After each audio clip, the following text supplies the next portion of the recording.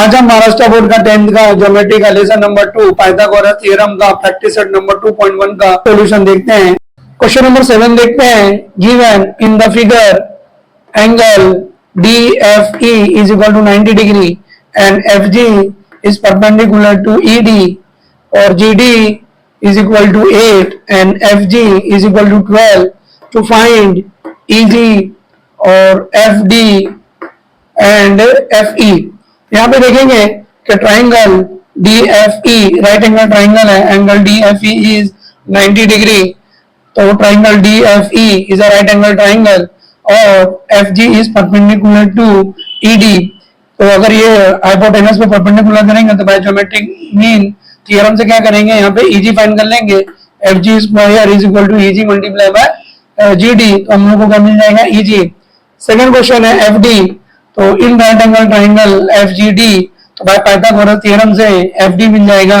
और यहाँ पे क्या करेंगे FE, तो in right angle triangle EGF, angle EGF is a right angle, तो triangle EGF is a right angle triangle, तो पाइथागोरस थ्योरम से क्या करेंगे EF फाइंड आउट कर देंगे। तो यहाँ पे सॉल्यूशन लिख देते हैं। इन ट्राइंगल फर्स्ट क्या करेंगे EG फाइंड कर लेंगे। In triangle DFE, in triangle DFE angle DFE is equal to 90 degree, angle DFE is equal to 90 degree. यहाँ पे रीजन लिख देते हैं। Given angle DFE is equal to 90 degree in triangle DFE, angle DFE is equal to 90 degree and FG is perpendicular to hypotenuse ED, FG perpendicular to hypotenuse ED। यहाँ पे भी इसका भी रीजन लिख देते हैं। Given by theorem of geometric mean, by theorem of geometric mean FG square is equal to GD multiply by EG। यहाँ पे क्या करते हैं, वैल्यू सब्स्टिट्यूट कर देते हैं। FG का वैल्यू कितना दिया है यहाँ पे 12 स्क्वायर और GD का कितना दिया हुआ है 8 और मल्टीप्लाई बाय EG। अब यहाँ पे क्या करना है, EG है, EG को फाइंड करना है, तो 8 से यहाँ पे क्या करेंगे डिवाइड कर देंगे और इसको रीअरेंज कर लेते हैं। EG is equal to 12 multiply by 12 divided by 8। अब यहाँ पे क्या करेंगे, इसको कैंसिल कर देते हैं। 4 2 जा 8 एंड 4 3 जा 12, 3 मल्टीप्लाई बाय 12 डिवाइडेड बाय 2।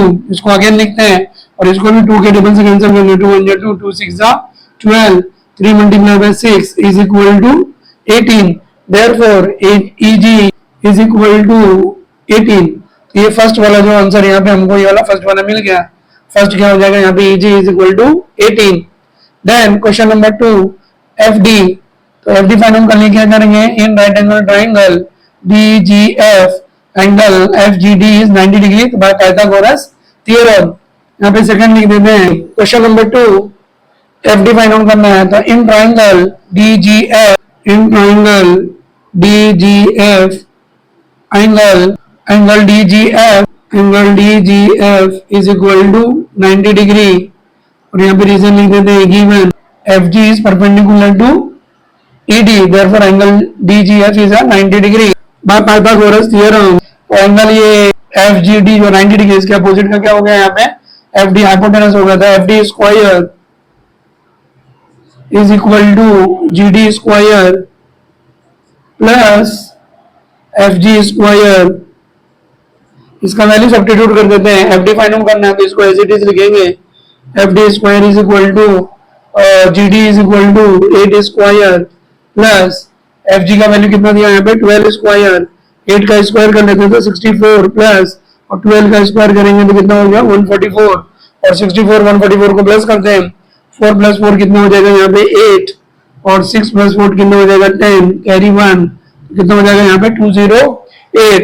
और यहाँ पे देखेंगे FD स्क्वायर है तो 208 को क्या करेंगे फैक्टराइज कर लेते हैं।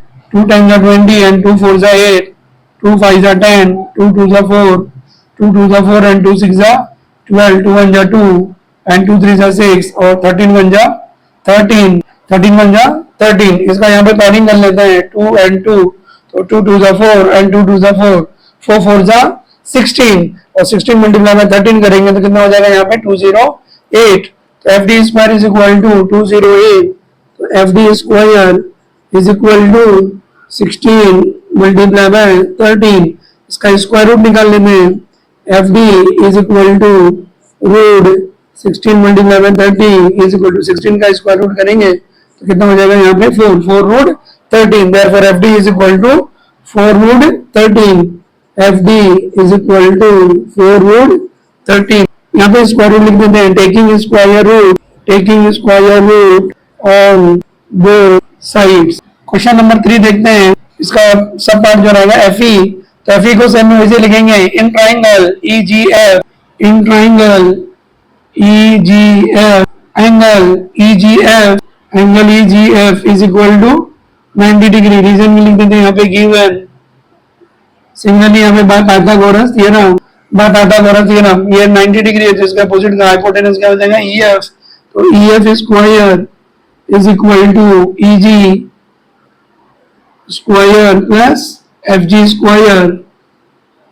इसका वैल्यू सब्स्टिट्यूट कर देते हैं, EF फाइंड आउट करना है तो EF को एज इट इज लिखते हैं, EF स्क्वायर, और EG का वैल्यू यहाँ पे कितना आ गया, यहाँ पे 18, तो 18 स्क्वायर प्लस, और FG का वैल्यू कितना दिया यहाँ पे 12 स्क्वायर।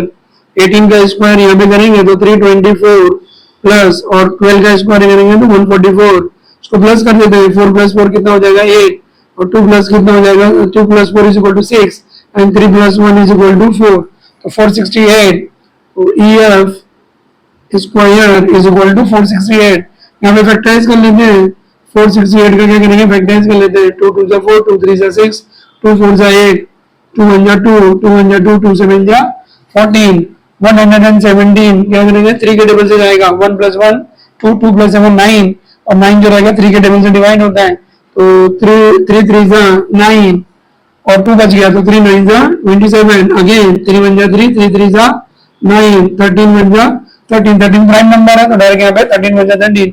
इसका पेयरिंग कर लेते हैं, 2 2 जा 4 एंड 3 3 जा 9, तो EF square is equal to 4 multiply by 9 multiply by 13, तो 2 2 जा 4 और 3 3 जा 9, और यहाँ पे क्या करेंगे, इसका स्क्वायर रूट लिखते हैं, taking square root on both sides, तो EF इज इक्वल टू 4 का स्क्वायर रूट कितना हो जाएगा 2, और 9 का स्क्वायर रूट कितना हो जाएगा 3, और 13 प्राइम नंबर है तो इसका स्क्वायर रूट कितना हो जाएगा रूट 13। इसको मल्टीप्लाई कर लेते हैं, 2 3 जा 6 रूट 13, तो FE is equal to 6 root 13। यहाँ पे आंसर लिख देते हैं, फर्स्ट का आंसर यहाँ पे कितना आ गया, यहाँ EG is equal to 18, number 2 FD is equal to 4 root 13, और number 3 FE is equal to कितना आ गया 6 रूट 13। ये क्या हो गया, सॉल्यूशन हो गया।